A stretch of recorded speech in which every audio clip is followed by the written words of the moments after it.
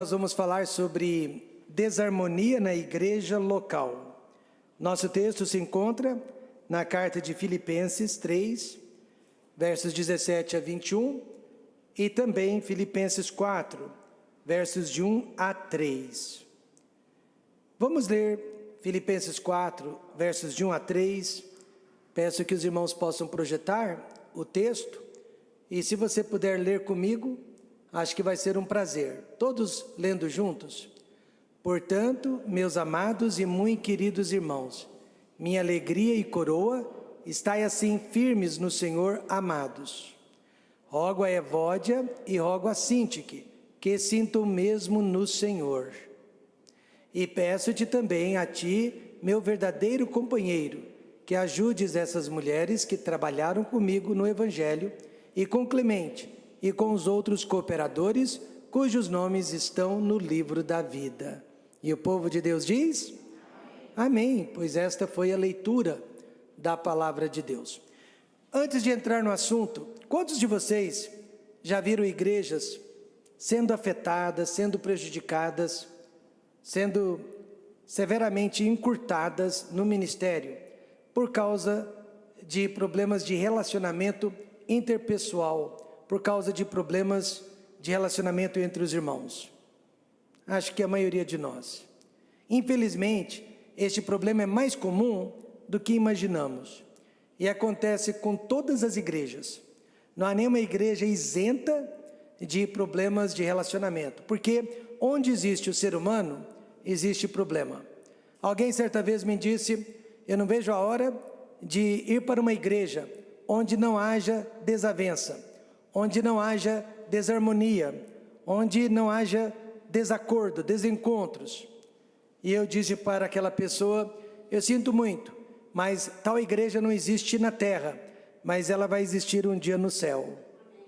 Mas ela não existe na terra, e no dia que eu e você encontrarmos esta igreja, ela deixará de ser perfeita, porque eu e você vamos fazer parte dela.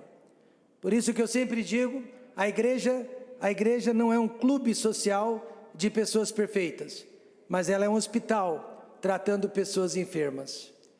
O bom da igreja é que você vê resultados, você vê cura, você vê pessoas sendo saradas, você vê doenças sendo vencidas. Alguém certa vez disse, contemplei o meu irmão com o microscópio da crítica. E então eu disse, quão grosseiro e ignorante é esse meu irmão. Em seguida, observei-o com o telescópio do escárnio. Aí eu disse, quão pequeno, avarento e insignificante vejo aquele irmão. E finalmente, quando eu o vi no espelho da caridade, no espelho do amor, aí então eu concluí, como o meu irmão é parecido comigo. Como o meu irmão é parecido comigo. Nas igrejas dos Filipenses, havia duas irmãs, podiam ser também dois irmãos, nada contra as mulheres, mas aqui, no caso, havia duas irmãs que estavam vivendo em desarmonia. Paulo aponta quem elas são, em carta, e pede que os líderes da igreja pudessem ajudá-las. Rogo a Evódia e rogo a Sintique, que sintam o mesmo no Senhor. A solução para a desarmonia na igreja é sentir o mesmo em Cristo. E peço-te também a ti, meu verdadeiro companheiro, um dos pastores da igreja, que ajudes essas mulheres. Em outras palavras, a igreja precisa sentir o mesmo no Senhor. Isso se chama harmonia. E quando não sente o mesmo no Senhor, aí os líderes da igreja podem ser professores da IBD, desde que sejam pessoas espirituais, precisam ajudar aqueles que estão em desacordo. 1 Coríntios 1,10 diz, rogo-vos, porém, irmãos, pelo nome de nosso Senhor Jesus Cristo. O que Paulo está nos rogando? Que digais todos uma mesma coisa. Nós estamos dizendo a mesma coisa? E que não haja entre vós dissensões, antes sejais unidos em o mesmo pensamento, em o mesmo parecer. Eu sempre digo, se nós tratarmos a igreja como empresa, nós seremos uma empresa. Mas se nós tratarmos a igreja como igreja, nós seremos uma igreja. O que eu quero dizer com isso? Numa empresa, eu creio que é até benéfico, quando há várias cabeças pensantes, onde há vários debates de ideias, onde há criatividade entre as pessoas. Mas na igreja, quando há várias cabeças pensantes, quando há variedade de ideias e de opiniões, a igreja foge do seu prumo. Por quê? Porque a igreja, ela já nasceu criada. Nós já temos tudo o que precisamos fazer e não precisamos inventar mais nada. Amém, irmãos? A cabeça pensante da igreja é o Senhor Jesus Cristo. E Ele já nos orientou de como devemos fazer a obra do Pai. Porque Paulo rogava, e essa expressão é forte, para que a igreja se mantesse unida. 3 bois fortes e corpulentos costumavam pastar juntos em uma área espaçosa e verdejante. Eles conviviam em paz, em tranquilidade e segurança, estavam sempre juntos. Acontece que na redondeza havia um leão astuto, selvagem, que há tempo vinha espiando aqueles 3 bois, na vã esperança de atacar um deles de surpresa, porém isso jamais poderia acontecer enquanto os bois ficassem juntos. Juntos, eles eram mais fortes que o leão. Com o passar do tempo, os bois começaram a enjoar da companhia um do outro. Acreditem ou não, há pessoas que vão enjoar da nossa presença, da nossa amizade, da nossa companhia também. E então os bois começaram a procurar lugares isolados para pastar cada vez mais longe uns dos outros. E essa era a oportunidade que o leão sagaz há tanto tempo buscava. E sem mais delongas, o leão atacou impiedosamente e devorou um boi de cada vez. E é isso que acontece quando existe desarmonia, divisão, separação dentro da igreja. Satanás é o grande leão devorador e nós crentes somos ovelhas pastando em pastos verdejantes. Todavia a ovelha que se separa das outras se torna presa fácil para o diabo. Já que isso é verdade, Paulo exorta a igreja de Filipenses a ficar firme e as 2 irmãs a resolverem as suas diferenças. Então vamos ver em primeiro lugar, desarmonia acontece dentro de todas as igrejas. Não há igreja perfeita, logo, desarmonia acontece dentro de todas as igrejas. A igreja dos Filipenses era uma ótima igreja. Olha só, ela começou na casa de uma irmã, de uma senhora chamada Lídia.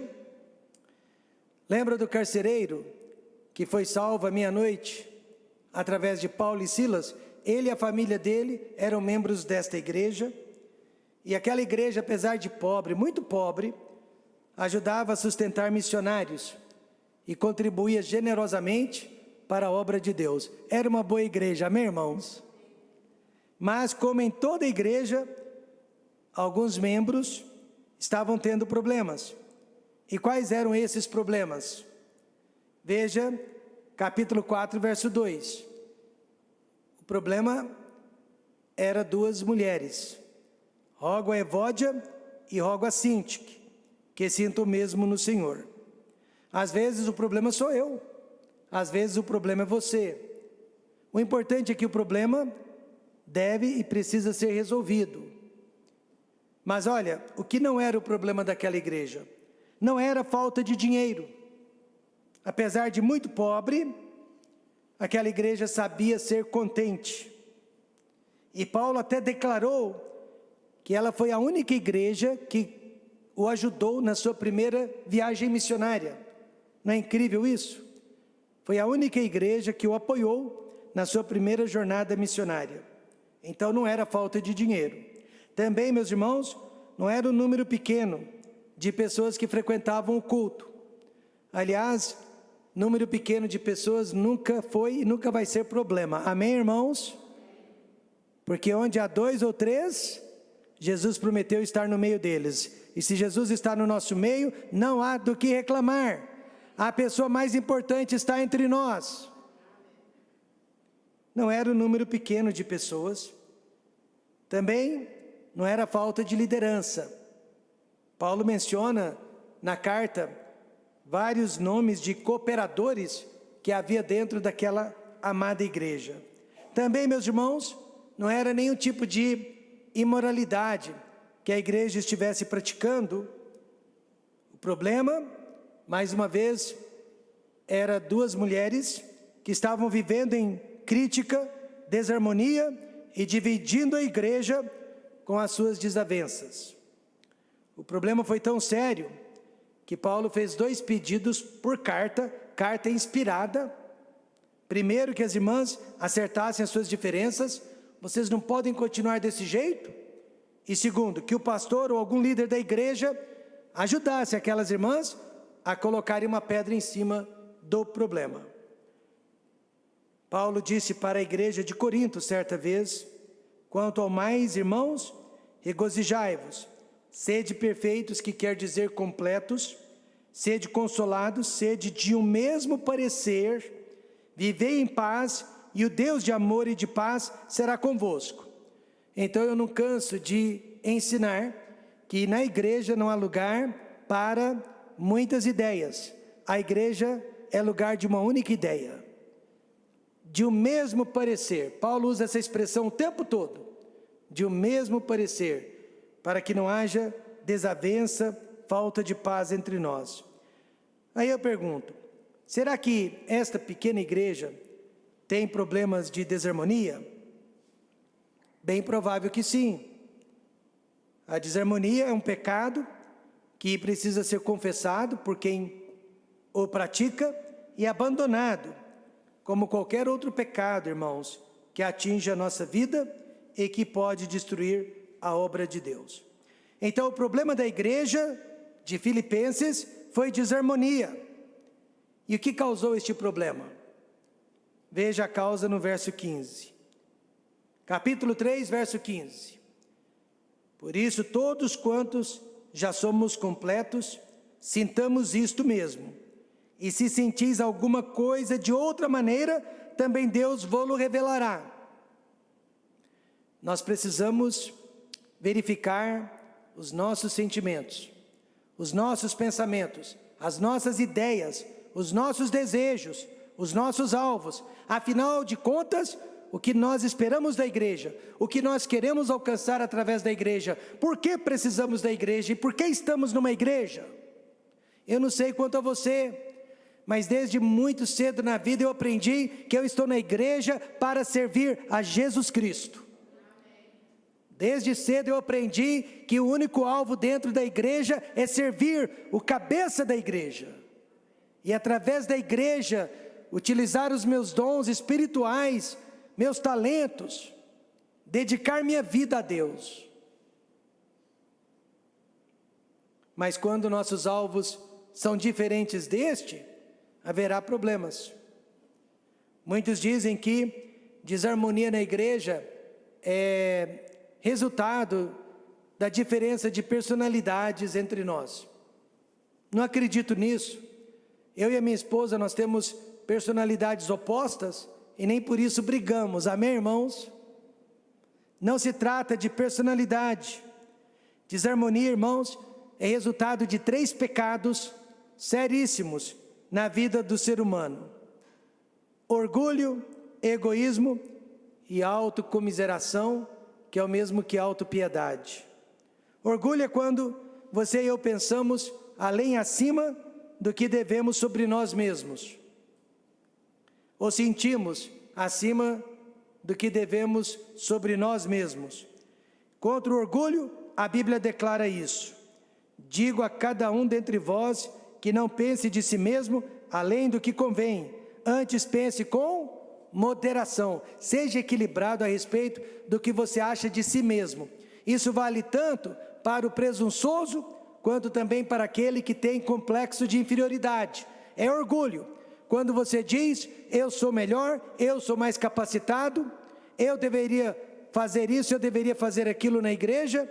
E também orgulho, quando você diz, eu não sirvo para isso, eu não sirvo para aquilo, ninguém gosta de mim. Trata-se do mesmo pecado. E esse tipo de atitude causa desarmonia na igreja. Porque ninguém gosta de ficar perto de um presunçoso, mas também ninguém gosta de ficar perto de um azarado. Então a palavra de Deus diz, seja moderado, seja uma pessoa equilibrada. Eu conheci um pastor que vivia no meio do fogo cruzado. Na região dele havia várias igrejas, e as igrejas estavam sempre brigando umas com as outras. Não é triste isso? Os pastores estavam sempre brigando uns com os outros, escrevendo, artigos criticando uns aos outros. Aí eu perguntei para aquele pastor, como que o senhor faz para conviver no meio do fogo cruzado? Ele disse, é simples, eu não me levo a sério. Se eu me levasse a sério, eu estaria brigando também, estaria me chateando também, e eu sentiria amargura no coração, mas eu não me levo a sério, eu sei de onde vim, eu sei para onde vou. E assim, ele era o único pastor que conseguia manter paz com todas as demais igrejas daquela região. E egoísmo? Egoísmo é quando eu e você só pensamos em nós, e nós não pensamos no bem-estar dos outros. Contra o egoísmo, a Bíblia também declara, não atente cada um para o que é propriamente seu, mas cada qual também para o que é dos outros. Antes da era da pandemia, é claro, certo membro do coral foi para o ensaio, apesar dos 40 graus de febre. Hoje ninguém vem à igreja com febre, muito menos com 40 graus de febre. Mas aquele corista foi, e quando ele chegou na igreja, febril, nós perguntamos, mas por que você não ficou em casa? Por que você veio cantar febril, doente assim? E sabe qual foi a resposta dele? Eu não podia deixar o coral da minha igreja nas mãos, eles estavam contando com a minha voz.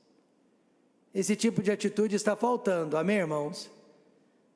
É egoísmo que nos impede de perceber como que nós estaríamos prejudicando outras pessoas com a nossa ausência, com a nossa falta. Mas quando pensamos em nós acima dos outros, jamais iremos nos preocupar com esses detalhes. E a autocomiseração é quando sentimos dó de nós mesmos. Veja o que eles estão fazendo comigo, veja como eles estão me tratando. Aliás, toda a amargura que existe no coração do homem é resultado deste pecado, de autopiedade. Por que eu? Por que logo eu? Por que comigo? Isso me faz lembrar de uma cantora de ópera muito famosa, uma das melhores vozes do mundo. Ela deu à luz ao seu primeiro filho, e a criança nasceu surda. Aquela criança jamais iria ouvir a linda voz de sua mãe cantando, e muito menos falando com ela. E na época que ela descobriu que a criança era surda, ela deu à luz a uma filha que nasceu retardada. Então, diante da calamidade familiar, ela tirou mais ou menos 1 ano de licença do trabalho, para cuidar apenas de sua família. Alguém perguntou como ela se sentia, e ela disse no início, eu vivia me perguntando, por que eu? Por que logo comigo? Mas depois de um tempo, você passa a ver a vida de forma real, e então você pergunta, por que eles? Por que eles? Então, meus amados, o que causa desavença e desarmonia entre nós, são esses 3 pecados: orgulho, egoísmo e autocomiseração das pessoas. Se nós lutássemos contra o orgulho, contra a autocomiseração, esse sentimento de vitimar-se o tempo todo, e se nós também parássemos de pensar só em nós, não haveria desavença, não haveria desarmonia na casa de Deus. Mas em segundo lugar, Veja o desastre que a desarmonia pode causar dentro da igreja. Salmo 133 diz: ó quão bom e quão suave é que os irmãos vivam em união. Mas parafraseando do lado negativo, ó quão ruim e quão amargo é que os irmãos vivam em desunião. E eu posso citar pelo menos 5 desastres que acontecem na igreja quando pessoas ficam brigando, criticando umas às outras. Primeiro, problemas entre membros se espalha rapidamente. Se espalha rapidamente. Parece um fogo selvagem, que em questão de segundos está se alastrando por todos os lados. Por quê? Porque a pessoa que se sente vítima, ela comenta com outros irmãos em busca de algum tipo de conforto e de consolo, e de repente aquele veneno se espalha dentro da igreja e vira um telefone sem fio. Segundo, o testemunho da igreja é danificado. A igreja perde o seu testemunho diante do público. Eu já vi isso acontecer demais. Certa igreja estava tendo problemas com o coral. O dirigente do coral e um membro do coral, um corista, se desentenderam.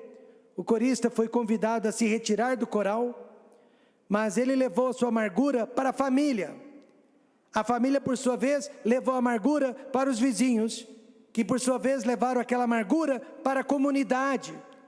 E por muito e muito tempo, aquela igreja não viu nenhum visitante, pois quem visitaria uma igreja cuja fama é ruim, cujo testemunho foi danificado?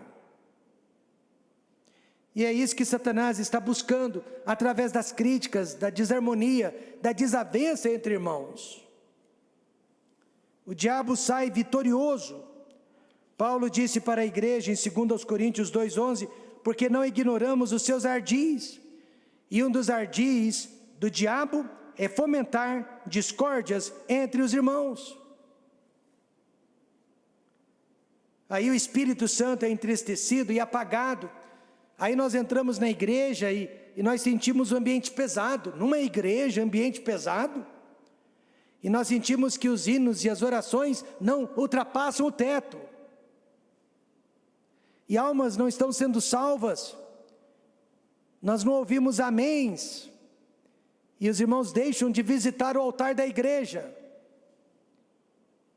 E parece que nós estamos pregando para objetos inanimados, e não para seres humanos habitados pelo Espírito da vida. É muito triste ver o que o pecado de desarmonia pode causar numa igreja. As 2 mulheres da igreja de Filipenses, elas eram pessoas derrotadas, elas eram infelizes. Por quê? Porque o amargurado é escravo da sua própria mágoa. A Bíblia diz, irmãos, que devemos amar o nosso próximo. Não é esse o 2º grande mandamento? E aí a Bíblia diz que nós devemos amar o nosso inimigo. Sabe por quê? Porque provavelmente são as mesmas pessoas. O nosso próximo e o nosso inimigo. Jesus não pode abençoar o coração da pessoa amargurada. Eu repito, Jesus não pode abençoar o coração da pessoa amargurada. Mateus 6, versos 14 e 15 diz assim: porque se perdoardes aos homens as suas ofensas, também vosso Pai Celestial vos perdoará a vós. Se porém não perdoardes aos homens as suas ofensas, também vosso Pai vos não perdoará as vossas ofensas. Pastor, como que eu sei se eu perdoei ou não perdoei? Se você fica pensando no negócio e você não perdoou. Se aquele pensamento, aquela lembrança ainda te incomoda, você não perdoou. Se você não é capaz de olhar para a pessoa sem malícia no coração, você não perdoou. Portanto, como podemos resolver este problema sério? Isso aqui serve para o casamento, isso aqui serve para a família, porque são princípios bíblicos. Veja as diretrizes para se resolver o problema de desarmonia. Jesus disse: ora, se teu irmão pecar contra ti, o texto é o famoso texto de Mateus 18, Vai e repreende-o entre ti e ele só. Se te ouvir, ganhaste a teu irmão, mas se não te ouvir, leva ainda contigo 1 ou 2, para que pela boca de 2 ou 3 testemunhas, toda palavra seja confirmada. E se não as escutar, dize-o à igreja, e se também não escutar a igreja, considera-o como um gentil e publicano. Funciona mais ou menos assim. Deixe-me chamar alguém para me ajudar. Pode vir você, irmão Felipe. Irmão Felipe está conosco já há muitos anos.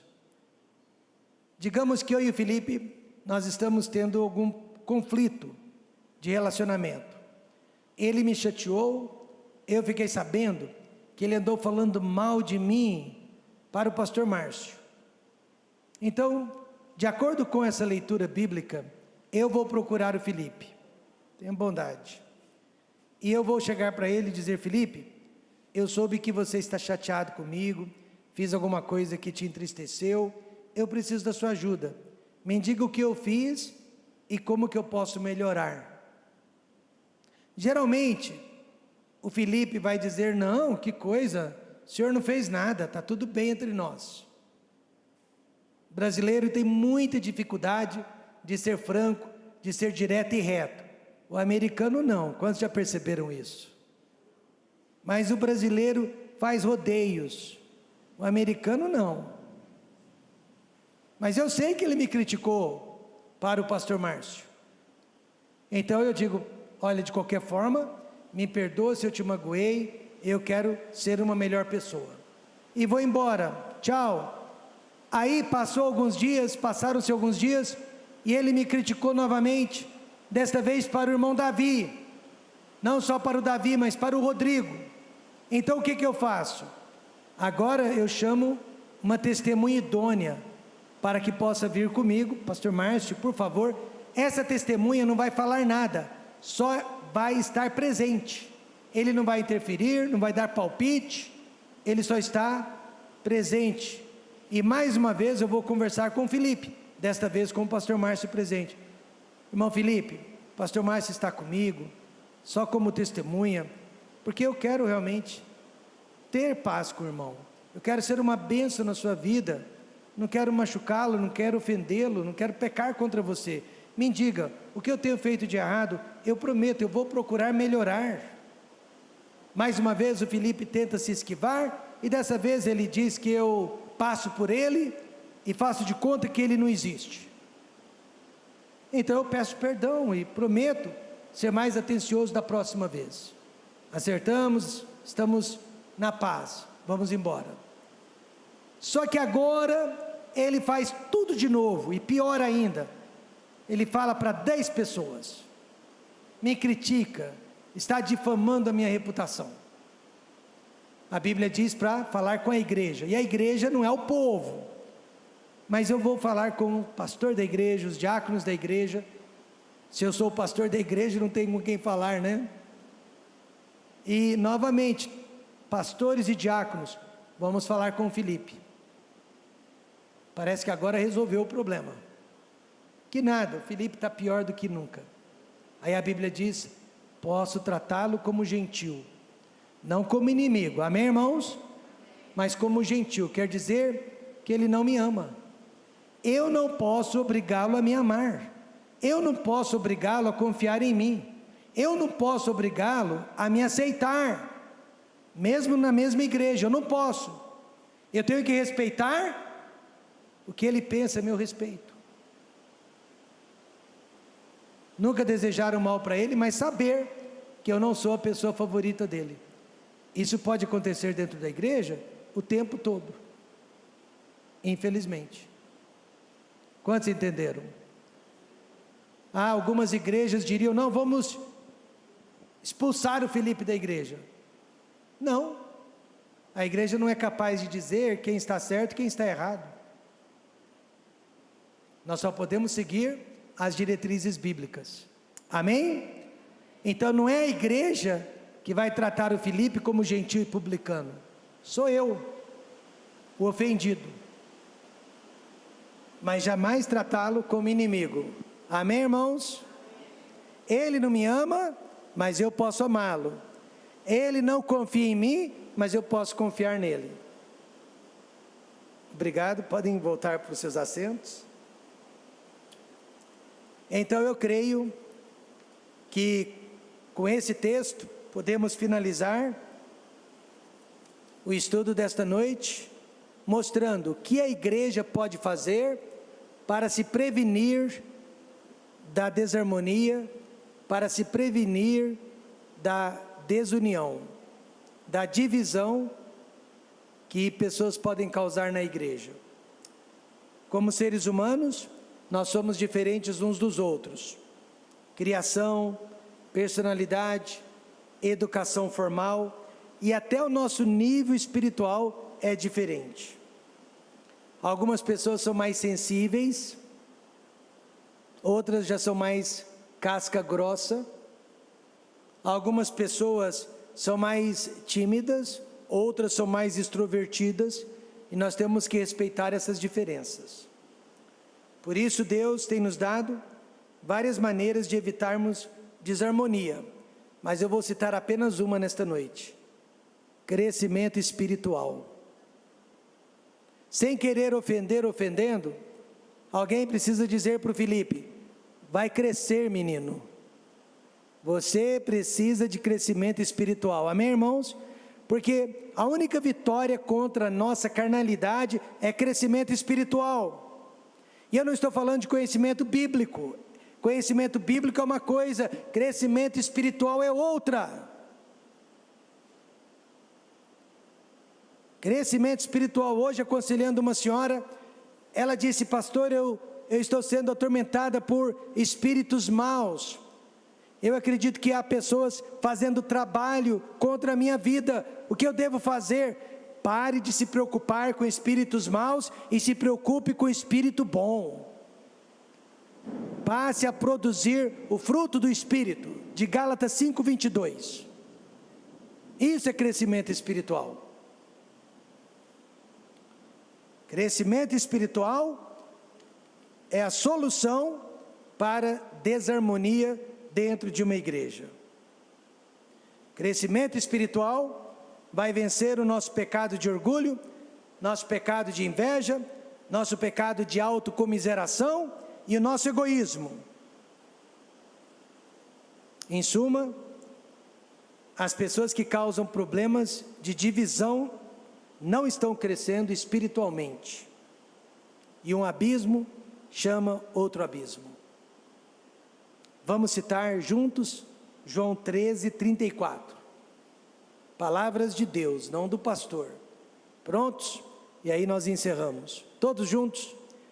Um novo mandamento vos dou, que vos ameis uns aos outros, como eu vos amei a vós, que também vós uns aos outros vos ameis.